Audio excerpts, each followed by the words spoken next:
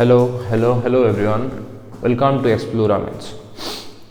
So my dear class 10 students, आपका exam बहुत ही नज़दीक आ चुका है। बहुत ही नज़दीक मतलब बहुत ही नज़दीक, यहाँ पे दरवाज़ा तक आ चुका है, दस्तक दे रहा है हमारे सामने। ठीक है, तो आई होप सबका प्रिपरेशन बढ़िया चल रहा होगा, सब लोग अच्छे से मन लगा के पढ़ रहे होंगे। ठीक है, तो इस वीडियो में welcome to this new video. In this video हम लोग इस वीडियो में नौगांव डिस्ट्रिक्ट का जो प्री बोर्ड एग्जाम हुआ है उसका एक क्वेश्चन जो है, उस क्वेश्चन को हम लोग डिटेल्स में सॉल्व करने वाले हैं।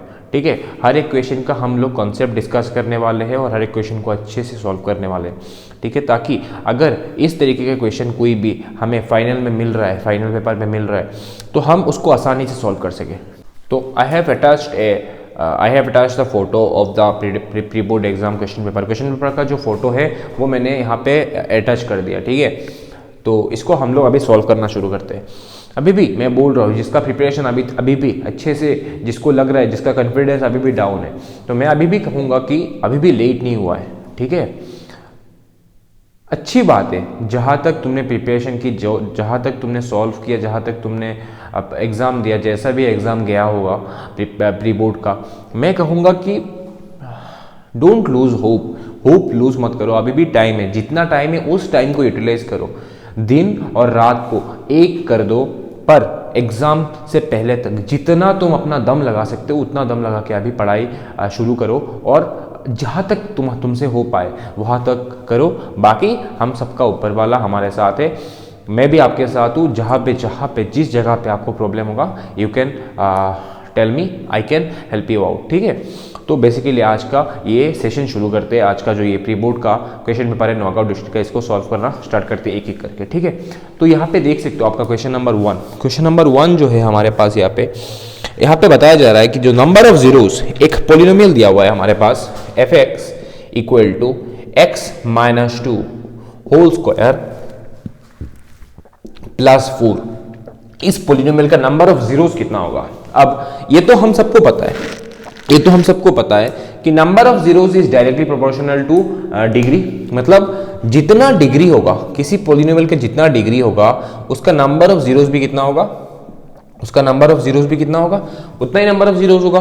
ठीक है, तो let's try to expand this one. यहाँ पे a minus B whole square का फॉर्मूला लगेगा, तो क्या आएगा? x स्क्वायर 2ab, तो 2 इंटू ए मतलब 2x इंटू 2 मतलब minus 4x plus B square that is 4 plus 4। तो यहां से हमें मिल रहा है x square minus 4x 4 plus 4 that is 8। यहां तक करके भी तुम रुक सकते हो। तो अभी देखो ये जो पोलिनोमियल हमारे सामने है, इस पोलिनोमियल का जो हाईएस्ट पावर कितना है? हाईएस्ट पावर जो है वो है 2, मतलब इसका डिग्री कितना होगा? 2। तो बेसिकली हमारा जो ऑप्शन होगा, इसका जो करेक्ट ऑप्शन है, तो वो आएगा C इक्वल टू 2। तो ये बहुत ही आसान सा क्वेश्चन आया है। ठीक है, सो ये कौन सा क्वेश्चन था? Question number 1। So question number 2 देखते हैं। क्वेश्चन नंबर 2 क्या लिखा हुआ है यहाँ पे देखो, the coordinates of any point on the x axis पे, यहाँ पे अगर हम लोग दो एक्सिस ड्रॉ करने वाले हैं, ठीक है, एक ये हमने ड्रॉ कर लिया y एक्सिस और यहाँ पे हमने ड्रॉ कर लिया x एक्सिस। तो इन दोनों एक्सिस में देखो, अगर कोई एक पॉइंट यहाँ पे कार्टेशियन प्लेन में यहाँ पे है, ठीक है, यहाँ पे मान लो एक पॉइंट है A, ठीक है, तो इसका कोऑर्डिनेट क्या होगा? x, y। इसका कोऑर्डिनेट क्या होगा? x, y। अगर ये सेकंड क्वाड्रेंट में आ रहा है, मान लो ये B जो पॉइंट है वो सेकंड क्वाड्रेंट में है, तो यहाँ पे माइनस x, y के फॉर्म में रहेगा। ठीक है, अगर C यहाँ पे मान लो एक पॉइंट है C जो थर्ड क्वाड्रेंट में आएगा, तो यहाँ इसका कोऑर्डिनेट क्या हो जाएगा? Minus x, minus y। और वहीं पे अगर फोर्थ क्वाड्रेंट में कोई पॉइंट आ रहा है, मान लो D, तो इसका कोऑर्डिनेट कैसा हो जाएगा? x, minus 1 minus y। ठीक है, तो हमसे ये नहीं पूछा गया है, हमसे पूछा गया कि कोई पॉइंट x एक्सिस पे है। ठीक है, तो x एक्सिस पे कोई भी पॉइंट है, तो हमें इतनी सी सिंपल सी बात याद रखना है कि अगर x एक्सिस पे है तो उसका जो y कोऑर्डिनेट होगा वो क्या बन जाएगा? 0 बन जाएगा। मतलब x एक्सिस में कोई भी पॉइंट है तो वो x, 0 के फॉर्म में रहेगा। और अगर y कोऑर्डिनेट में है, अगर कहां पे है? y कोऑर्डिनेट पे, सॉरी y एक्सिस पे है, तो इसका कोऑर्डिनेट क्या बन जाएगा? 0, y के फॉर्म में। तो हमें यहां पे पूछा गया है कि x, 0, x एक्सिस पे कोई पॉइंट है तो उसका कोऑर्डिनेट क्या बन जाएगा? तो यहां पे हमें दिख रहा है कि ऑप्शन ए जो है x,0 ये है इसका करेक्ट आंसर, ये है इसका करेक्ट आंसर। वहीं पे अगर हमसे पूछता कि y एक्सिस पे है तो उसका कोऑर्डिनेट क्या हो जाएगा, तो उसका कोऑर्डिनेट बन जाएगा 0,y। ठीक है, तो अभी क्वेश्चन 3 को देखते हैं हम लोग। क्वेश्चन 3 यहां पे क्या बताया जा रहा है, दो पेयर ऑफ इक्वेशन दे रखा है हमारे पास, ax plus 2y, ax plus 2y equal to 7, और दूसरा इक्वेशन हमारे पास यहां पे है 3x plus by equal to 16। तो यहां पे पूछ रहा है the pair of equations represent parallel line. अब ये दोनों जो इक्वेशन है इनका जो ग्राफ बनता है वो ग्राफ कैसा बनता है, पैरेलल। तो हमें ऑब्वियसली सी बात पता है, अगर a1 by a2 is not equal to b1 by b2, इस कंडीशन में जो ग्राफ होता है वो इंटरसेक्टिंग होता है। अगर a1 by a2 is equal to b1 by b2 not equal to c1 by c2, अगर ये कंडीशन आ रहा है तो हमें पता है जो ग्राफ होगा वो पैरेलल होगा। और थर्ड कंडीशन हमारे पास है a1 by a2 is equal to b1 by b2 is equal to c1 by c2। अगर तीनों इक्वल आ रहा है तो ग्राफ क्या हो जाएगा, कोइंसिडेंट। क्या हो जाएगा, कोइंसिडेंट। तो हमारे यहाँ पे जो की वर्ड है वो की वर्ड क्या है हमारे पास, पैरेलल। क्या है, पैरेलल। तो हम लोग कौन सा कंडीशन यूज करने वाले, a1 by a2 is equal to b1 by b2 not is equal to c1 by c2। ठीक है, तो अभी क्वेश्चन में क्या पूछा जा रहा है कि if a equal to B, या 3a इक्वल टू 2b, या 2a इक्वल टू 3b, या चारों ऑप्शन में से कौन सा होगा। तो अभी बताओ, a1 कितना है, a1 है a, a2 कितना है 3 इक्वल टू, b1 कितना है हमारे पास 2, b2 कितना है b। ठीक है, अभी बस इस पार्ट को सॉल्व करने वाले हैं हम लोग, बस इस पार्ट को सॉल्व करने वाले, क्योंकि ऑप्शन में कहीं पे भी तुम्हें ये नॉट इक्वल्स टू नहीं दिख रहा होगा। तो सिर्फ हम इस पार्ट को यहां से यहां तक हम लोग इसको सॉल्व करेंगे। तो देखो क्या आएगा, a इंटू बी, इसको क्रॉस मल्टीप्लिकेशन करेंगे बन जाएगा a इंटू बी, और 3 और 2 को मल्टीप्लाई करेंगे क्या बन जाएगा 6। तो ये कौन सा ऑप्शन आ रहा है, ऑप्शन डी। आई होप ये क्वेश्चन नंबर जो 3 है ये अच्छे से समझ में आया होगा। ठीक है, क्वेश्चन नंबर 4 पे दे रखा है, एक पॉइंट दे रखा है 3,3/4, 3,3/4 एक पॉइंट है 3,3/4। ये मिड पॉइंट है, किसका मिड पॉइंट है, लाइन ज्वाइनिंग k,0, मतलब दो पॉइंट है हमारे पास, एक है k,0 इसका कोऑर्डिनेट, और दूसरा पॉइंट है हमारे पास, दूसरा पॉइंट दे रखा है हमें 7,3/2। अब इन दोनों पॉइंट को जो लाइन ज्वाइन कर रहा है, इस दोनों पॉइंट को जो लाइन ज्वाइन कर रहा है, मान लो ये पॉइंट है ए, ये पॉइंट है बी। अब इन दोनों पॉइंट को कौन ज्वाइन कर रहा है, ए बी ज्वाइन कर रहा है। तो इसका जो मिड पॉइंट है, इसका जो मिड पॉइंट है वो मिड पॉइंट हमें क्या दे रखा है, 3,3/4, 3,3/4। तो हमसे पूछा जा रहा है कि what is the value of K, what is the value of K का कितना वैल्यू आएगा। तो कोऑर्डिनेट ज्योमेट्री में हमने पढ़ा था, अगर कोई मिड पॉइंट है, मान यहाँ पे P क्या है, मिड पॉइंट है, तो इसका अगर कोऑर्डिनेट निकालना हो, P का अगर मिड पॉइंट, किसी मिड पॉइंट का कोऑर्डिनेट निकालना हो, तो हमने पढ़ा था Px, y is equal to, हमने वहां पे हमने देखा था x1 प्लस x2/2, और y कोऑर्डिनेट कैसे निकाल सकते हैं हम लोग, y1 प्लस y2/2। तो सिंपल सी बात है, इसी इक्वेशन को हम लोग सॉल्व करने वाले हैं। ठीक है, इसी फॉर्मूला को हम लोग लगाने वाले हैं इसको निकालने के लिए। तो यहाँ पे देखो कोऑर्डिनेट जो है वो दे रखा है हमारे पास, कोऑर्डिनेट जो है वो हमारे पास दे रखा है, कितना दे रखा है, 3,3/4, 3,3/4। अब निकालना क्या है हमें, k। तो x1 प्लस x2 मतलब k प्लस 7, यहाँ पे कितना आएगा, k plus 7/2, coma y1 plus y2/2, y1 कितना है 0 प्लस y2 कितना है 3/2/2। तो हमें क्या निकालने के लिए बोल रहा है, k, और k कहां पे है, x के जगह पे, k कहां पे है, x के जगह पे, और यहां पे x का वैल्यू कितना दे रखा है 3, मतलब इसको हम लोग लिख सकते हैं 3 इक्वल टू k प्लस 7/2। इसको हम लोग फर्दर सॉल्व करेंगे, कितना हो जाएगा, 3 2 6 इक्वल टू k प्लस 7। यहां से हमें मिल सकता है कि k equal to 6 minus 7, that is k equal to -1। तो ऑप्शन ए, ये कौन सा ऑप्शन है, ऑप्शन ए। तो करेक्ट ऑप्शन इज ऑप्शन ए। ये कौन सा क्वेश्चन है, क्वेश्चन नंबर 4, क्वेश्चन नंबर 4।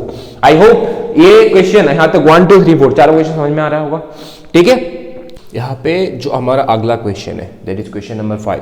यहाँ पे क्वेश्चन नंबर 5 पे देखो क्या पूछा जा रहा है, हमारे पास एक ट्रायंगल पी क्यू आर दिया हुआ है। ठीक है, क्वेश्चन में देखो एक पी क्यू आर दिया हुआ है, एक PQR में एक हमारे पास यहाँ पे एक लाइन सेगमेंट है दैट इज ST, जो कि बताया जा रहा है कि जो QR का पैरेलल है, QR का पैरेलल है। तो ये गिवन है क्वेश्चन में कि ST is parallel to QR। तो यहाँ पे हम बेसिक प्रोपोर्शनलिटी थ्योरम लगा सकते हैं, बेसिक प्रोपोर्शनलिटी थ्योरम और थ्योरम 6.1 कह सकते हो, ठीक है। उसके अकॉर्डिंग क्या हम लिख सकते हैं कि अगर ये पैरेलल है तो PQ और PR को इक्वल रेशियो में डिवाइड करेगा, है ना, मतलब PS by SQ equal to PT by TR, ठीक है। और क्वेश्चन में पूछा क्या जा रहा है, हमें PT इस टू TR निकालना है, मतलब सिंपल सी बात है कि PT बाई TR निकालना है, ठीक है। तो PT बाई TR निकालना है, तो यहाँ पे हमें PS तो पता है, ठीक है। अब दिक्कत है कि SQ की, यहाँ पे SQ नहीं दिया हुआ है, ठीक है, ये पूरा PQ दिया हुआ है, ठीक है। तो देखो पूरा PQ में से अगर हम PS को माइनस कर देंगे, मतलब पूरा यहाँ से लेके यहाँ तक 40 दे रखा है, अगर इस पार्ट को माइनस कर देंगे तो ये मिल जाएगा हमें। तो SQ कैसे मिल सकता है हमें, SQ मिल सकता है पूरा PQ में से हम सिर्फ PS को या SP को हम लोग माइनस कर देंगे। PQ कितना दे रखा है हमें 40 और SP कितना दे रखा है 16, दैट इज कितना आएगा हमारा SQ कितना आएगा 24 मिलीमीटर, ठीक है। तो अभी हम आसानी से निकाल सकते हैं PS कितना है, PS क्वेश्चन में ऑलरेडी गिवन है दैट इज 16 और SQ हमने अभी अभी निकाला कितना है 24, ठीक है, equal to PT by TR। तो ये अभी आराम से निकल जाएगा, देखो 8 2 जा 16 एंड 8 3 जा 24, दैट इज जो रेशियो आया वो कितना आया 2/3, मतलब 2:3 और 2:3 हमें ऑप्शन में दिख रहा है, ऑप्शन A। आई होप समझ में आया होगा। अगला क्वेश्चन देखो, क्वेश्चन नंबर 6, यहाँ पे 3 पॉइंट हमारे पास गिवन है A B C। A का कोऑर्डिनेट दिया हुआ है, B का कोऑर्डिनेट दिया हुआ है और C का कोऑर्डिनेट दिया हुआ है, ठीक है। और ये बताया जा रहा है कि ये A B और C तीनों जो पॉइंट है वो कोलिनियर है, मतलब ये तीनों पॉइंट एक ही लाइन में, तीनों पॉइंट क्या है एक ही लाइन में लाई कर रहे हैं, ठीक है। तीनों के तीनों पॉइंट एक ही लाइन के ऊपर है, इसलिए कोलिनियर कहा गया। तो कोलिनियर जैसे ही कहा इसने, तो हमारे दिमाग में एक कंडीशन याद आएगा कि एरिया ऑफ ट्रायंगल जो होता है कोलिनियर, अगर 3 पॉइंट्स कोलिनियर है तो एरिया ऑफ ट्रायंगल क्या बन जाता है 0। एरिया ऑफ ट्रायंगल कितना होता है 0, ठीक है। तो यहाँ पे एरिया ऑफ ट्रायंगल का फॉर्मूला लगाएंगे, देखो मैं मान लेता हूं इसको x1 y1 x2 y2 और ये जो आखिरी पॉइंट है इसको मैं मान लेता हूं x3 y3, ठीक है। तो यहां पे क्या मिलेगा, देखो एरिया ऑफ ट्रायंगल का फॉर्मूला हमें पता है अच्छे से, हाफ इंटू x1 कितना है a square into y2 minus y3 कितना है b स्क्वायर माइनस 1, कितना आएगा b square minus 1 plus x2 into, देखो x2 यहां पे कितना है 0, तो तुम 0 इंटू कुछ भी लिखोगे वो तो 0 बन जाएगा, मतलब ये टर्म पूरी तरीके से क्या हो जाएगा कैंसिल हो जाएगा, गायब हो जाएगा। प्लस x3 कितना है यहाँ पे हमारे पास 1 into y1 minus y2 that is y1 कितना है 0 minus y2 that is b square और इक्वल टू 0। अब हाफ को अगर हम लोग राइट साइड में भेज देंगे तो हाफ जाके 0 के साथ मल्टीप्लाई डिवाइड होकर क्या बन जाएगा 0 बन जाएगा। तो हमारे पास क्या रहता है यहाँ पे देखो a square into B square minus A square into 1 क्या बन जाएगा ए स्क्वायर प्लस 0 खत्म, plus 1 into anything is equal to same ही रहता है, ठीक है। 1 के साथ तुम किसी को भी मल्टीप्लाई करो वो चेंज नहीं होता। तो अंदर क्या है यहाँ पे 0 माइनस ब्रैकेट के अंदर है 0 माइनस बी स्क्वायर, मतलब यहां से मिलेगा हमें minus B square equal to 0। अब देखो यहाँ पे A square B square minus A square minus B square को राइट साइड में भेज देंगे तो क्या बन जाएगा plus A square plus B square, ठीक है। अब यहाँ पे देखो ए स्क्वायर बी स्क्वायर के साथ हम लोग लिख सकते हैं कि 1 इंटू ए स्क्वायर बी स्क्वायर। अभी यहाँ पे ए स्क्वायर बी स्क्वायर को अगर हम लोग राइट साइड में लेके आएंगे, ये मल्टीप्लाई में था तो लेफ्ट साइड में क्या रहेगा सिर्फ 1 रहेगा, क्योंकि ए स्क्वायर बी स्क्वायर को हम लोग राइट साइड पे लेके आ रहे हैं। तो ये क्या बन जाएगा A square plus B square. देखो यहाँ पे मल्टीप्लाई था तो यहाँ पे आके क्या करेगा डिवाइड, ठीक है। तो यहाँ पे 1 इक्वल टू, देखो इसको लिख सकते हैं हम A square by A square B square और इसको हम लोग लिख सकते हैं B square by A square B square. अब देखो यहाँ पे A square X square cancel हो गया, बी स्क्वायर कैंसिल हो गया, तो हमारे पास क्या बाकी है अभी देखो 1 इक्वल टू क्या बचा है 1 by A square plus 1 by B square. और ये ऑप्शन में से कौन से ऑप्शन के साथ मिल रहा है, ऑब्वियसली ये ऑप्शन ए के साथ मिल रहा है। That means our correct option is option A. I hope यहाँ पे दोनों क्वेश्चन समझ में आया, ठीक है। तो ये अगर समझ में आ रहा है तो क्वेश्चन नंबर 7 पे चलते हैं, ठीक है। तो चलिए क्वेश्चन नंबर 7 को देखते हैं। 7 में क्वेश्चन नंबर 7 में क्या पूछा जा रहा है हमें यहाँ पे, क्वेश्चन नंबर 7 में हमें पूछा जा रहा है कि what is the scale factor for a triangle to be congruent to the given triangle. तो जनरली ये बेसिकली कंस्ट्रक्शन से पूछा गया है, ठीक है। तो कंस्ट्रक्शन में अगर हमारे पास सिमिलर ट्रायंगल कंस्ट्रक्ट करने की बात आता है, ठीक है, तो अगर रेशियो 3/5, 2/5, 1/3 मान लो ऐसे कुछ रेशियो दे रखा है, ठीक है, हमें सिमिलर ट्रायंगल कंस्ट्रक्ट करने के लिए बोल रहा है, जिसका एक सिमिलर ट्रायंगल कंस्ट्रक्ट करने के लिए बोल रहा है जो कि 3/5 times of the given triangle होना चाहिए। तो ऐसे केसेस में हमें दिखता है कि ये हर एक जो फ्रैक्शन है उसका वैल्यू कितना आएगा, लेस देन 1। तो लेस देन 1 आएगा तो हमें पता है, मान लो ये गिवन ट्रायंगल है, मान लो ये गिवन ट्रायंगल है, तो जो ट्रायंगल हम कंस्ट्रक्ट करेंगे वो ट्रायंगल कहाँ आएगा, इसके अंदर आएगा, ठीक है।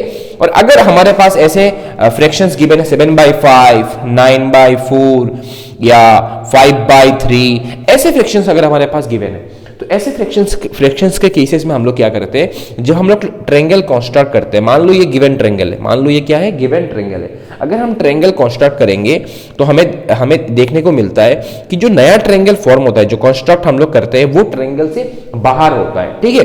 तो कॉन्ग्रुएंट मतलब क्या है, ये अगर हमारे पास गिवन ट्रायंगल है, मान लो ये ABC, कॉन्ग्रुएंट मतलब क्या है, जो दूसरा ट्रायंगल हम कंस्ट्रक्ट करेंगे वो डायरेक्टली क्या होगा, इसके ऊपर ही आ जाएगा। मतलब इसका स्केल फैक्टर कितना होना चाहिए, देखो लेस देन 1 हो जाता है तो ट्रायंगल के अंदर, ग्रेटर देन 1 हो रहा है, यह सारे वैल्यू क्या है, ग्रेटर देन 1। अगर ग्रेटर देन 1 है तो ट्रायंगल से बाहर बनता है। तो 1 अगर कॉन्ग्रुएंट है मतलब ट्रायंगल के ऊपर बनेगा, मतलब हमारा आंसर क्या बन जाएगा, 1। स्केल फैक्टर तब स्केल फैक्टर कितना होगा, 1।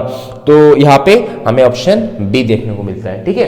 अब क्वेश्चन नंबर 8 की बात करते हैं। देखो यहाँ पे एक सर्कल दिया हुआ है जिसका रेडियस हमें गिवन है, जिसका रेडियस कितना है, 5 सेंटीमीटर गिवन है, और हमें पूछा जा रहा है कि which of the following statement is true, which of the following statement is true. सबसे पहले ऑप्शन ए है, distance between every pair of parallel tangent is 5 centimetre. मतलब इस सर्कल में तुम जितने भी पैरेलल टेंजेंट ड्रॉ करोगे, हर एक के बीच में जो डिस्टेंस होगा वो 5 सेंटीमीटर होगा। मैंने कहा ये ऑप्शन बिल्कुल गलत है। मान लो मैं यहाँ पे एक टेंजेंट ड्रॉ कर रहा हूं और इसका पैरेलल एक टेंजेंट ड्रॉ कर रहा हूं, ठीक है। अब ये दोनों पैरेलल टेंजेंट्स के बीच में डिस्टेंस कितना है, जितना इसका डायमीटर होगा, तो कितना बन जाएगा, 5 सेंटीमीटर प्लस 5 सेंटीमीटर कितना हो जाएगा, 10 सेंटीमीटर। तो ऑप्शन ए तो हमारा गलत हो गया, ऑप्शन ए तो क्या हो गया, गलत हो गया। ऑप्शन बी देखो क्या लिखा हुआ है, distance between every pair of parallel tangent is 10 centimetre. अब इस यहाँ पे ये ऑप्शन बी देखने वाली बात है। ऑप्शन बी क्या बता रहा है, हर एक पैरेलल टेंजेंट्स के बीच में डिस्टेंस 10 सेंटीमीटर होगा। मैंने कहा बिल्कुल सही। यहाँ पे एक पैरेलल टेंजेंट ड्रॉ करो, यहाँ पे एक टेंजेंट ड्रॉ करो, दोनों एक दूसरे के पैरेलल। अब इनके बीच में क्या डिस्टेंस होगा, जितना इसका डायमीटर होगा, डायमीटर कितना होगा, 10। यहाँ पे एक टेंजेंट मैंने ड्रॉ किया, यहाँ पे एक टेंजेंट ड्रॉ किया। अब इन दोनों के बीच में भी डिस्टेंस कितना होगा, जितना इस सर्कल का डायमीटर होगा, दैट इज 10 सेंटीमीटर। तो हमें मिल गया कि करेक्ट ऑप्शन कौन सा है, करेक्ट ऑप्शन बी है। करेक्ट ऑप्शन कौन सा है, करेक्ट ऑप्शन बी है, ठीक है। अब क्वेश्चन नंबर 9 में हमसे क्या पूछा गया है, क्वेश्चन नंबर 9 में हमसे पूछा गया है, the maximum number of common tangents that can be drawn of two true circles, ठीक है। मान लो दो सर्कल है हमारे पास, यहाँ पे एक सर्कल है जिसका सेंटर है मान लो O, और ये दूसरा सर्कल है, ठीक है, ये इसका सेंटर है मान लो P, ठीक है। अब इन दोनों सर्कल्स में मैं कॉमन टेंजेंट कितना ड्रॉ कर सकता हूं, कॉमन टेंजेंट मतलब जो इसका भी टेंजेंट होगा और इसका भी टेंजेंट होगा, तो मैं ऐसे ड्रॉ कर सकता हूं एक टेंजेंट, ठीक है। यहाँ पे एक ही टेंजेंट बन सकता है, नीचे और एक टेंजेंट बना सकते हैं, ठीक है। अभी तक देखने में मिल रहा है, देखने से लग रहा है कि दो ही सिर्फ, देखो ये टेंजेंट जो है वो इस सर्कल को भी टच करके जा रहा है, और इसी सर्कल को भी दूसरे सर्कल को भी क्या करके जा रहा है, टच करके जा रहा है। ये दूसरा भी दोनों को टच करके जा रहा है, तो ये टेंजेंट और ये टेंजेंट क्या बन गया, हमारा कॉमन टेंजेंट बन गया। और हम लोग ड्रॉ कर सकते हैं क्या, बिल्कुल ड्रॉ कर सकते हैं। देखो यहाँ पे और एक बन सकता है, यहाँ पे और एक बन सकता है, और यहाँ पे और एक बन सकता है। तो मैक्सिमम हम लोग कितना टेंजेंट ड्रॉ कर सकते हैं, 4 टेंजेंट ड्रॉ कर सकते हैं। कितना टेंजेंट ड्रॉ कर सकते हैं, 4 टेंजेंट हम लोग मैक्सिमम ड्रॉ कर सकते हैं, है ना। तो ये हो गया हमारा क्वेश्चन नंबर 9। तो आंसर ऑप्शन कौन सा है, ऑप्शन डी। क्लियर। अब क्वेश्चन नंबर 10 पे चलते हैं। क्वेश्चन नंबर 10 पे क्या पूछ रहा है, क्वेश्चन नंबर 10 पे पूछा गया है कि अगर cosec theta plus cot theta, ये क्वेश्चन नंबर 10 है। क्वेश्चन नंबर 10 में पूछा जा रहा है cosec theta plus cot theta अगर m है, cosec theta plus cot theta equal to m, और दूसरा दे रखा है cosec theta minus cot theta equal to कितना n, तो इन चारों ऑप्शन में से कौन सा ऑप्शन सही होगा? देखो दोनों हम लोग दोनों इक्वेशन को मल्टीप्लाई कर देंगे। देखो तो क्या दोनों को मल्टीप्लाई करेंगे तो क्या बन जाएगा? Cosec theta plus cot theta, ये लेफ्ट साइड से लेफ्ट साइड मल्टीप्लाई हो जाएगा, cosec theta plus cot theta, sorry minus cot theta, यहाँ पे माइनस कॉट थीटा है, equal to m into N. Right side में क्या बन जाएगा? m into N. तो यहां पे देखो ये बन रहा है a plus B into A minus B का फॉर्मूला है। देखो a plus B into A minus B formula जैसा दिख रहा है, ठीक है।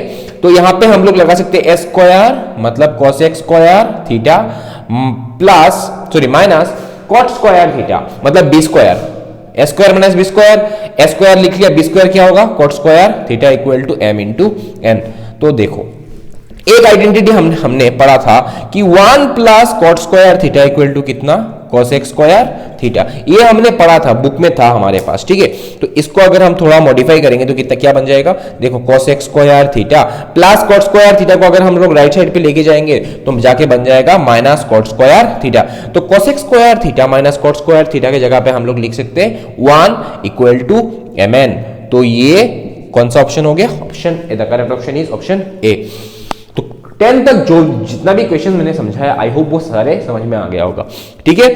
So let's move to our next question, that is question number 11। Match the following वाला क्वेश्चन है, ठीक है।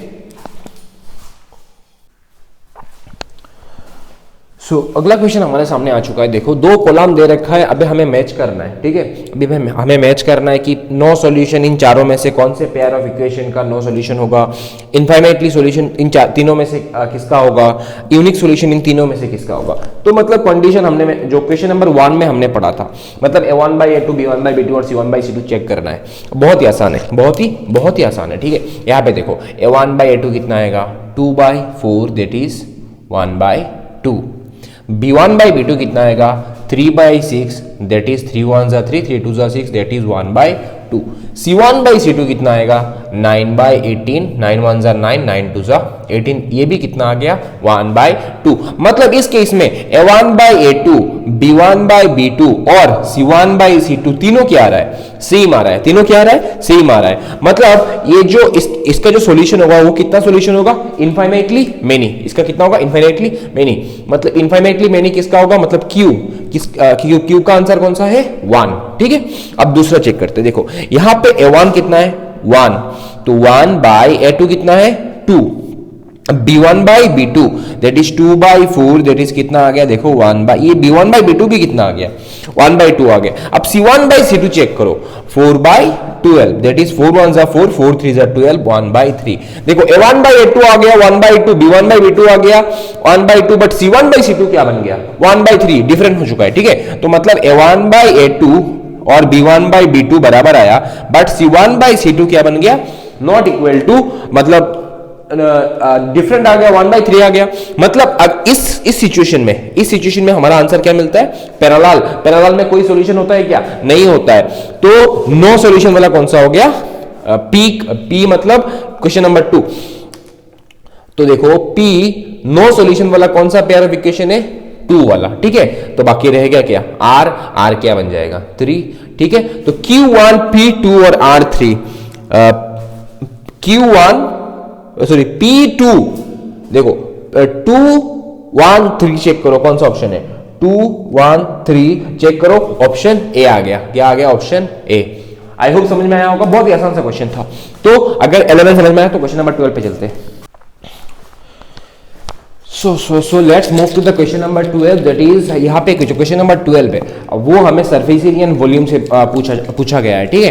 तो यहाँ पे देखो दो स्फीयर की बात किया, दो स्फीयर की बात की। एक स्फीयर का रेडियस कितना दिया?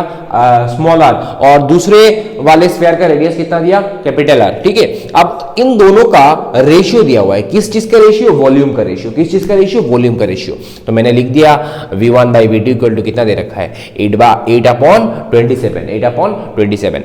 अब देखो अभी हमसे पूछा जा रहा है देखो क्वेश्चन डिफरेंट पूछा है, रेडियस का रेशियो नहीं पूछा, डिफरेंट पूछा है कि R minus capital R minus small R equal to is to R, small R का रेशियो कितना आएगा। तो देखो यहाँ पे क्या लिख सकते हैं हम लोग इसको, how to solve this one. इसको हम कैसे सॉल्व कर सकते हैं, देखो V1 मतलब इसमें स्फीयर 1 की बात कर रहा हूं, ठीक है। तो इसका वॉल्यूम का फॉर्मूला क्या आएगा, 4/3 पाई आर क्यूब।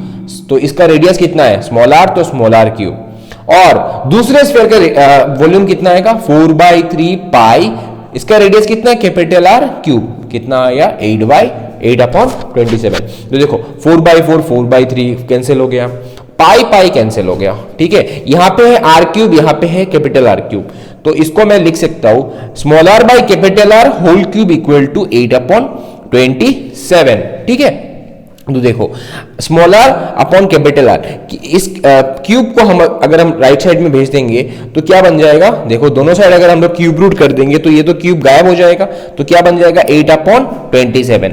और तुम्हें अच्छे से पता है आर अपॉन कैपिटल आर, 8 किसका क्यूब है 2 का, और 27 किसका क्यूब है 3 का। तो यहां से हमें रिलेशन मिल रहा है, यहां से हमें एक रिलेशन मिल रहा है R upon R equal to 8/27।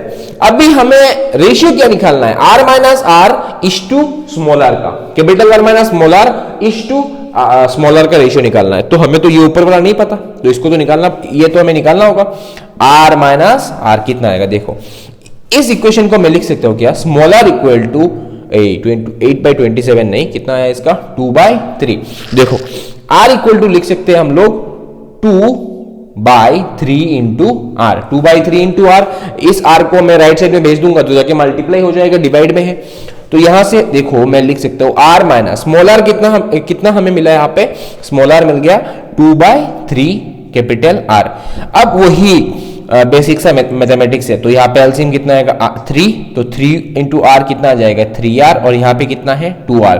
तो ये कितना आ रहा है, हमें क्या मिल रहा है, हमें 3r माइनस 2r कितना मिलेगा r/3। तो r minus capital R minus small R हमें मिल चुका है, कितना मिल चुका है कैपिटल r/3, ठीक है।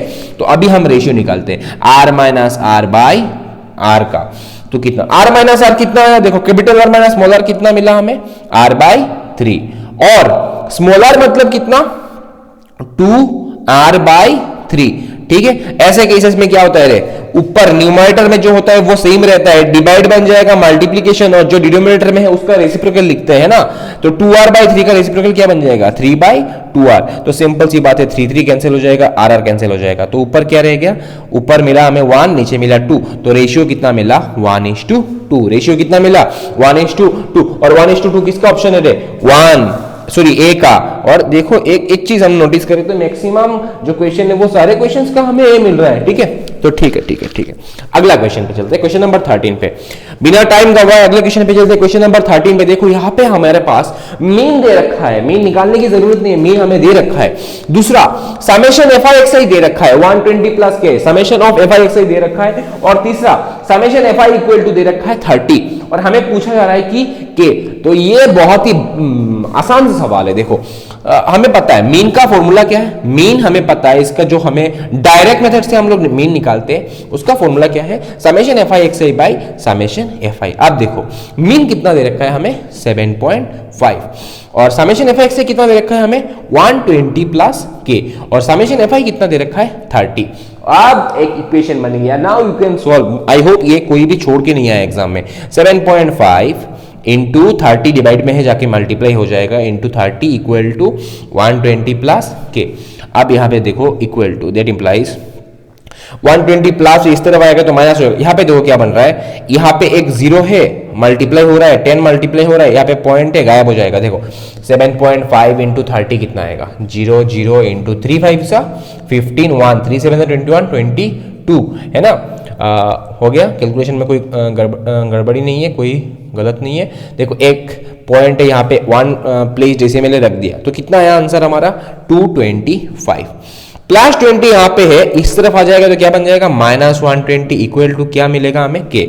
अब 225 से 120, 225 से अगर हम 120 को माइनस करेंगे तो कितना आएगा 501, कितना आया हमें 105 इक्वल टू के। और के का ऐसा कोई वैल्यू है क्या, के का कोई वैल्यू है, अरे कुछ तो गलती हुआ है यहाँ पे, अच्छा सॉरी एक्सट्रीमली सॉरी, यहाँ पे देखो 120 प्लस के नहीं 120 प्लस 3 के है। एक्सट्रीमली सॉरी, यहाँ पे भी क्या आएगा 120 प्लस 3 के आएगा। ठीक है, तो यहाँ पे भी क्या मिलेगा हमें 3 के, तो यहाँ पे भी क्या रहेगा 3 के। अभी तक न्यूमेरिकल कुछ भी ज्यादा गलती नहीं हुआ, तो यहाँ पे भी क्या आएगा 3 के। अब देखो यहाँ से अगर मैं 3 को लेफ्ट साइड में भेज दूंगा तो 3 जाके 105 को डिवाइड करेगा के, देखो 3 1 जा 3, 3 3 जा 9 और 3 5 जा 15, तो k इक्वल टू कितना मिल गया हमें 35, which is equals to option B, which is equal to option B। I hope ये दोनों क्वेश्चन आपको समझ में आया होगा। 12 और 13 ये था सरफेस एरिया एंड वॉल्यूम से, ये था स्टैटिस्टिक्स से, ये बहुत ही आसान सा था। यहाँ पे थोड़ा ट्विस्ट था, capital R minus small R is to small R निकालना था। दोनों क्वेश्चन आई होप समझ में आया होगा। तो चलिए नेक्स्ट क्वेश्चन पे चलते हैं, क्वेश्चन नंबर 14 पे। तो चलिए अगले क्वेश्चन पे, दैट इज हमारा क्वेश्चन नंबर 14। क्वेश्चन नंबर 14 में हमसे पूछा जा रहा है कि आप पे which of the following is correct, इन चारों में से कौन सा सही है। ठीक है, 3.67 इन 22 माइनस 3, मतलब देखो यहाँ पे पावर पे माइनस है तो पॉइंट लेफ्ट साइड पे जाएगा। ठीक है, लेफ्ट साइड में कितना जाएगा, कितना प्लेसेस जाएगा, 3 प्लेसेस मूव करेगा। ठीक है, तो यहाँ पे 3 के सामने था, एक घर एक प्लेस मूव किया, दूसरा प्लेस मूव किया, तीसरा प्लेस मूव किया, कहाँ पे आएगा यहाँ पे, तो यहाँ पे आया 0.00367। ठीक है, इसको अगर हम चेक करें डिटेल्स में, देखो यहाँ पे 10 की पावर -4 है, यहाँ पे -4 है तो पॉइंट फिर से 3 प्लेसेस लेफ्ट में जाएगा। ठीक है, तो यहाँ पे 3 1 2 3 हो गया, 4 0 तो 6 7, तो जाहिर सी बात है ये 0.00367 ये 0.000367 से क्या है ग्रेटर है। और यहाँ पे देखो, यहाँ पे जो पार्ट है 3.67 दोनों इक्वल है। अब ग्रेटर देन और लेस देन कौन डिसाइड करेगा, ये 10 टू द पावर -3, यहाँ पे 10 टू द पावर -3 है, यहाँ पे 10 टू द पावर -4 है, तो -3 -4 से ज्यादा बड़ा है, तो ये तो बड़ा हो जाएगा। ठीक है, अब दूसरा मतलब अभी तो दिख रहा है, देखो यहाँ पे ऑप्शन ए करेक्ट दिख रहा है। ऑप्शन बी क्या है, 0.0064 का स्टैंडर्ड फॉर्म यहाँ पे लिखा गया है। तो देखते हैं स्टैंडर्ड फॉर्म में पॉइंट डेसिमल से एक, डेसिमल के लेफ्ट साइड में सिर्फ एक नंबर होना चाहिए, डेसिमल के लेफ्ट साइड में एक नंबर हुआ है। अब डेसिमल कितना प्लेसेस शिफ्ट किया गया, देखो 1 2 3 4। ठीक है, तो इनटू 10 टू द पावर कितना आ गया, देखो राइट लेफ्ट से राइट पे आया, तो लेफ्ट से राइट पे आता है तो पावर माइनस होता है, और कितना प्लेसेस 1 2 3 4, देखो यहाँ पे ये ऑप्शन भी करेक्ट दिख रहा है हमें। ठीक है, यहाँ पे देखो क्या लिखा हुआ है 64,000, पॉइंट नहीं था तो मान लेते यहाँ पे, इसको यहाँ से यहाँ पे शिफ्ट किया गया, तो कितना प्लेसेस शिफ्ट किया 1 2 3 4। अब राइट से लेफ्ट पे शिफ्ट किया तो पावर होना चाहिए था प्लस, पर यहाँ पे क्या है पावर है माइनस, तो यहाँ पे 4 तो बराबर है क्योंकि 4 प्लेसेस हमने शिफ्ट किया। और डी है all of the above is true, ना एक सही है ना सारे सही है। तो अगर पर यहाँ पे अगर प्लस बन जाता तो ये ऑप्शन डी क्या हो जाएगा, जी डी क्या हो जाता, all of the above are true, ये सही हो जाता। ठीक है, तो मतलब क्वेश्चन में थोड़ा बहुत गलती है यहाँ पे, क्वेश्चन नंबर थोड़ा बहुत क्या पूरा ही गलती है। क्वेश्चन नंबर 15, अगला क्वेश्चन क्या, क्वेश्चन नंबर 15। क्वेश्चन नंबर 15 में हमें क्या पूछा गया है, which of the following can not be A probability of element. हमें अच्छे से पता है प्रोबेबिलिटी का जो लिमिटेशन है वो 0 से लेके 1 तक है, 0 हो सकता है 1 हो सकता है, और 0 और 1 के बीच में कोई भी नंबर हो सकता है, 0 से छोटा भी नहीं हो सकता और 1 से बड़ा भी नहीं हो सकता। तो सारे ऑप्शन को छोड़ो, यहाँ पे सी दिख रहा है हमें 1.5 जो कि ग्रेटर देन 1 है, तो यही क्या होगा हमारा आंसर होगा कि 1.5 जो है वो प्रोबेबिलिटी ऑफ एलिमेंट नहीं बन सकता, प्रोबेबिलिटी ऑफ एलिमेंट नहीं बन सकता। क्वेश्चन नंबर 16 भी बहुत आसान सा है, ये दैट थ्योरम से उठा के लेके आया। यहाँ पे पूछ रहा है if p divides s square, है ना, for any prime number p, if p divides s square then p divides what. हमें पता है if p divides s square then p divides a, p divides s square then p also divides a, that is our correct option is a। दोनों ऑप्शन और answer दोनों ही a है। I hope समझ में आया होगा। ठीक है, अब क्वेश्चन नंबर 17, अगला क्वेश्चन पे चलते हैं, क्वेश्चन नंबर 17 पे चलते हैं। तो चलिए क्वेश्चन नंबर 17 को देखते हैं। क्वेश्चन नंबर 17 पे है हमारे पास गिवन है, क्वेश्चन नंबर 17 पे देखो, क्वेश्चन पे लिखा हुआ है हमारे पास गिवन है यहाँ पे क्वेश्चन नंबर 17 पे एक कंडीशन दिया हुआ है। ठीक है, एक कंडीशन, कौन सा कंडीशन है, px equal to p of -x, मतलब पी एक्स जितना आएगा पी ऑफ माइनस एक्स भी कितना आएगा, सेम ही आएगा। ठीक है, अब पूछा जा रहा है कि इन चारों में से ये वाला प्रॉपर्टी, ये वाला कंडीशन कौन फॉलो नहीं कर रहा है, कौन फॉलो नहीं कर रहा है। तो देखो हर एक क्वेश्चन में पी एक्स दे रखा है, हर एक क्वेश्चन में क्या दे रखा है, पी एक्स दे रखा है। हम एक्स की जगह पे सिर्फ क्या रख देंगे, अभी माइनस एक्स रख के चेक करते हैं। ठीक है, यहाँ पे देखो माइनस एक्स, अगर यहाँ पे p ऑफ माइनस एक्स निकालना है तो देखो x के जगह पे क्या रख देंगे, minus X whole to the power 4, फिर यहाँ पे भी x के जगह पे क्या रख देंगे, minus X whole square plus 1। तो देखो माइनस के पावर में इवन नंबर है तो माइनस प्लस बन जाएगा, तो क्या बन जाएगा, x टू दी पावर 4। इस यहाँ पे भी देखो, यहाँ पे ब्रैकेट के अंदर माइनस है और पावर में क्या है, इवन नंबर, तो ये भी माइनस प्लस बन जाएगा प्लस 1। तो देखो px कितना है, x to the power 4 plus X square plus 1, और p माइनस एक्स भी कितना आया, x to the power 4 plus X square plus 1। ठीक है, तो मतलब देखो अगर x के पावर में, इसको सिंपली समझने के लिए, अगर x के पावर में इवन नंबर है तो वो सेम टू सेम आएगा। ठीक है, देखो यहाँ पे भी 6 है, यहाँ पे भी x के पावर क्या है, 2 है, एक माइनस एक्स रखोगे तो प्लस, ये जो इवन नंबर है 6, ये माइनस को क्या बना देगा, प्लस बना देगा। ठीक है, यहाँ पे भी देखो x का पावर क्या है, 2 रखा हुआ है। ठीक है, तो यहाँ पे x के जगह पे अगर तुम माइनस एक्स रखोगे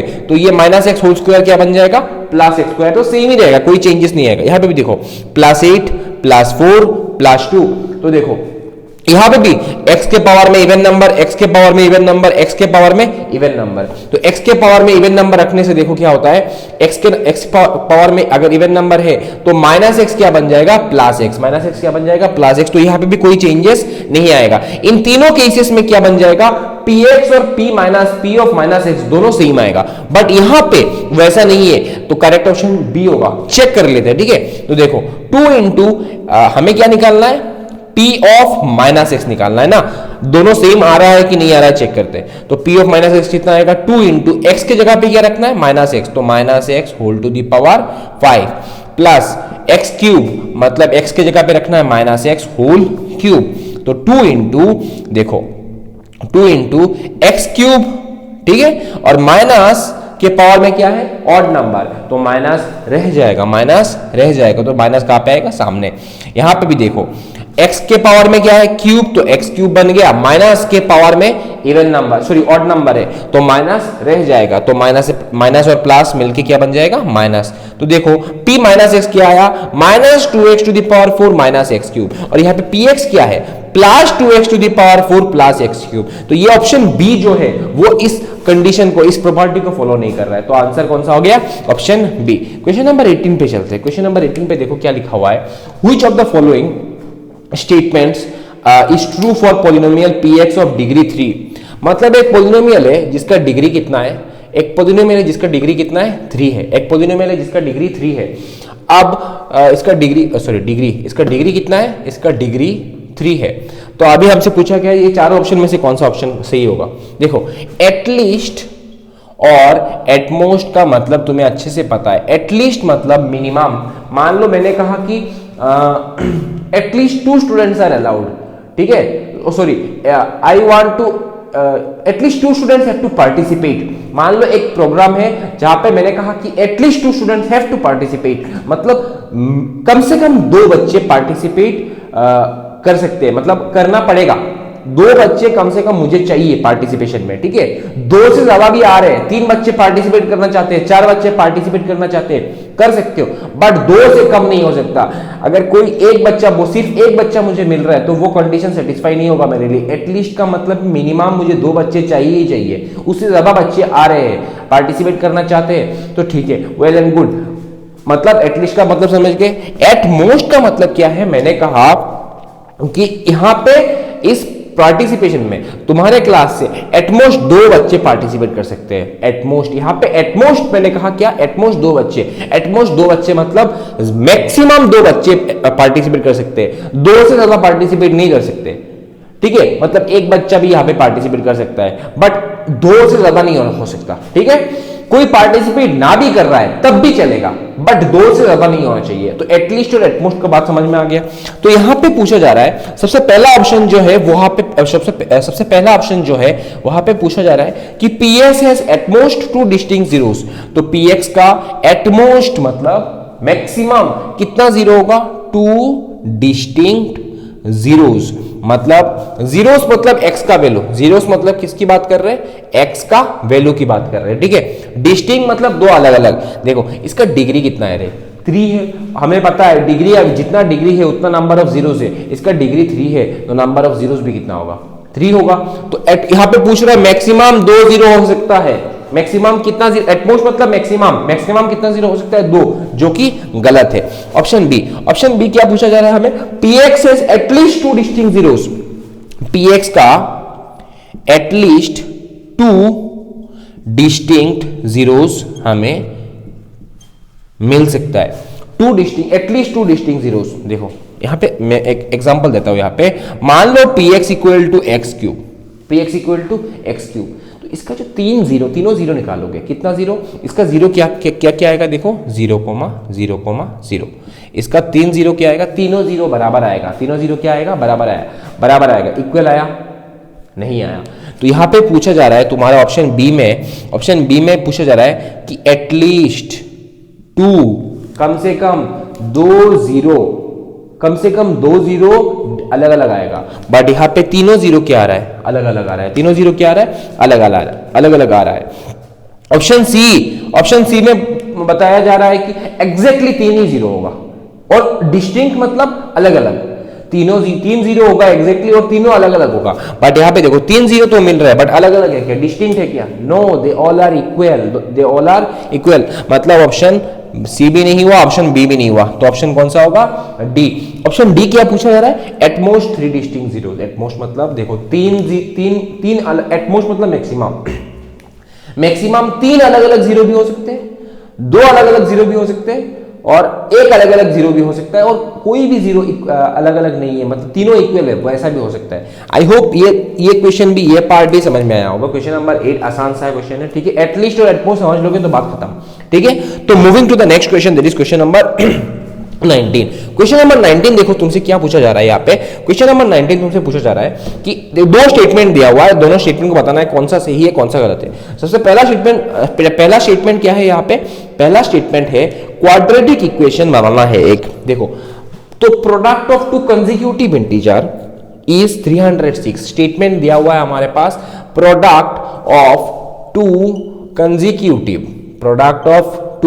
कंसेक्यूटिव इंटीजर इज 306। तो इसका जो इक्वेशन बनता है वो स्टेटमेंट 1 में इक्वेशन बना के दिया, कितना दिया, X square plus X equal to 306।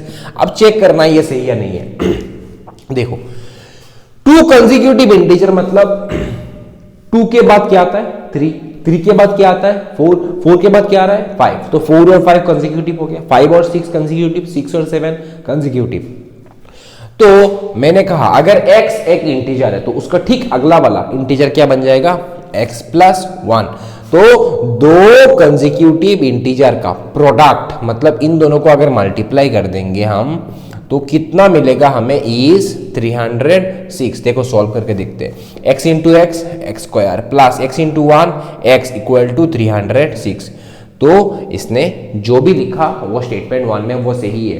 Product of 2 consecutive integer is 306 का जो क्वाड्रेटिक इक्वेशन है वो क्या है, X square plus X equal to 306 है, और हमने ये चेक भी किया, तो स्टेटमेंट 1 इज ट्रू।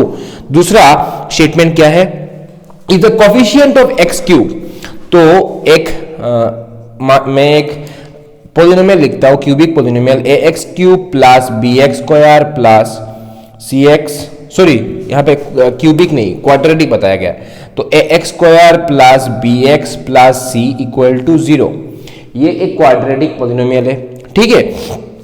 तो coefficient of X square and constant term have the same, मतलब एक्स स्क्वायर का जो कोफिशिएंट है a और c का जो कोफिशिएंट है, मतलब c का जो मतलब c मतलब कांस्टेंट टर्म, इन a और c का जो साइन है दोनों का साइन सेम है, दोनों का साइन सेम। अगर ये पॉजिटिव है तो ये भी क्या हो जाएगा, पॉजिटिव। अगर a नेगेटिव है तो c भी क्या होगा, नेगेटिव हो जाएगा, ठीक है। और हमें यहाँ पे नेक्स्ट पार्ट में क्या बोला गया है, and if the coefficient of x is 0, और कोफिशिएंट ऑफ x जो है मतलब b, अगर b क्या आ जाए, 0 आ जाए, तो जो इसका जो रूट बनेगा, जो इसका रूट बनेगा वो रूट कोई भी रियल रूट नहीं मिलेगा इसका। मतलब सिंपल सी बात है, देखो क्या पूछ रहा है, एक ऐसा क्वाड्रेटिक इक्वेशन जिसका एक्स स्क्वायर का कोफिशिएंट और कांस्टेंट टर्म दोनों का साइन सेम है और जो एक्स का कोफिशिएंट है वो जीरो है, मतलब वो है ही नहीं। तो मैं लिख सकता हूं, देखो एक लिख रहा हूं 4x square plus 0 into X plus 1 equal to 0। मान लो ये एक क्वाड्रेटिक इक्वेशन है, ठीक है, जिसका देखो एक्स स्क्वायर का कोफिशिएंट क्या है 4 और कांस्टेंट टर्म कितना है 1, दोनों का साइन सेम है, इसका भी प्लस है इसका भी प्लस है, और x का जो कोफिशिएंट है b वो क्या बन गया 0। तो इसका रूट, नेचर ऑफ रूट क्या होगा, नेचर ऑफ रूट मतलब b स्क्वायर माइनस 4ac की बात कर रहा हूं। किसकी बात कर रहा हूं, b स्क्वायर माइनस 4ac की। तो कितना आएगा देखो 0 स्क्वायर माइनस 4 इंटू सी, 4 इंटू सी कितना है यहाँ पे 1। तो 0 माइनस 4 4 16, 16 1 जा 16, 0 माइनस 16 मतलब माइनस 16, विच इज माइनस 16 जो है वो लेस देन 0 है। और अगर डिस्क्रिमिनेंट का वैल्यू लेस देन 0 आ रहा है तो नो रियल रूट्स। ये बहुत ही आसान सा था, ठीक है। मैंने एक एग्जांपल के थ्रू मैंने ये समझाया। तो स्टेटमेंट 2 भी जो है वो भी सही है, वो भी करेक्ट है। तो स्टेटमेंट 1 और स्टेटमेंट 2 दोनों सही है और मतलब बोथ ऑप्शन सी, इसका आंसर कौन सा होगा, option C, both 1 and 2 are true, ठीक है। तो अगला क्वेश्चन नंबर 20। क्वेश्चन नंबर 20 हमसे पूछा गया है, देखो ये भी क्वाड्रेटिक इक्वेशन में से पूछा गया है। यहां पे तुमसे क्वेश्चन नंबर 20 में क्या पूछा गया है, देखो एक क्वाड्रेटिक इक्वेशन है ax स्क्वायर। क्वेश्चन नंबर 20 में एक क्वाड्रेटिक इक्वेशन है ax square plus ax plus c। एक क्वाड्रेटिक इक्वेशन है हमारे पास ax square plus ax plus c equal to 0 और पूछा गया है कि इन चारों ऑप्शन में से कौन सा होगा, मतलब डिस्क्रिमिनेंट की बात कर रहे हैं, ठीक है। तो डिस्क्रिमिनेंट में कितना आएगा b स्क्वायर माइनस 4ac। अब इस क्वाड्रेटिक इक्वेशन का जो रूट है वो इक्वल है। क्वेश्चन में देखो लिखा हुआ है कि इस क्वाड्रेटिक इक्वेशन का 2 इक्वल रूट है। तो इक्वल रूट है मतलब डिस्क्रिमिनेंट की बात कर रहा है, डिस्क्रिमिनेंट इज इक्वल टू क्या हो जाएगा 0। अगर इक्वल रूट होता है तो डिस्क्रिमिनेंट क्या हो जाता है, इज इक्वल टू 0 बन जाता है, ठीक है। तो b स्क्वायर, b कितना है यहाँ पे a, तो a का स्क्वायर माइनस 4 इंटू a कितना है a ही है, a कितना है a ही है, और c इक्वल टू 0। तो देखो यहाँ पे S square equal to minus 4ac को अगर मैं राइट साइड में भेज दूंगा तो क्या बन जाएगा प्लस 4ac। यहाँ पे देखो लेफ्ट साइड पे 2a है, राइट साइड पे सिर्फ एक a है। तो यहाँ पे हमें क्या मिल रहा है a इक्वल टू 4c। और ये कौन सा ऑप्शन है, ऑप्शन ए। ये कौन सा ऑप्शन है, ऑप्शन ए। आई होप ये दोनों क्वेश्चन यहाँ पे 20 तक जितना भी क्वेश्चन मैंने समझाया आई होप वो सारे समझ में आया होगा। तो यहाँ पे मैं क्वेश्चन नंबर 21 करवाने वाला था but the video is going to be quite long, ये बहुत ज़्यादा लंबा हो जाएगा, है ना। तो इसलिए मैं इस पार्ट पे ना होगा कि ये जो सॉल्व किया 20 क्वेश्चन का ये मैं एक MCQ एक पार्ट बना रहा हूँ। तो इसका जो अगला क्वेश्चन जितने भी है जो बाकी रह गए हमारे पास शायद 25 क्वेश्चन के आसपास बाकी है। तो 25 क्वेश्चन हम अगले वीडियो में मैं इसको अपलोड कर दूंगा और बहुत ही जल्द से जल्द अपलोड कर दूंगा, ठीक है। आई होप आज के वीडियो में जितना कुछ भी मैंने समझाया वो सब कुछ आपको समझ में आया होगा।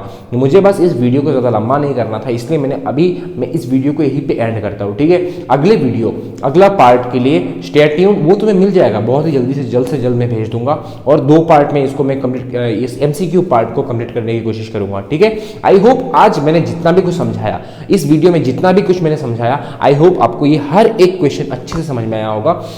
और कुछ भी डाउट है तो देन यू कैन कमेंट, ठीक है। अगर समझ में आया, कोई भी हर एक चीज समझ में आया, then also share it with your friends, सारे दोस्तों को भेजो सो दैट उनको वो भी इस वीडियो से कुछ बेनिफिट्स गेन कर सके, ठीक है।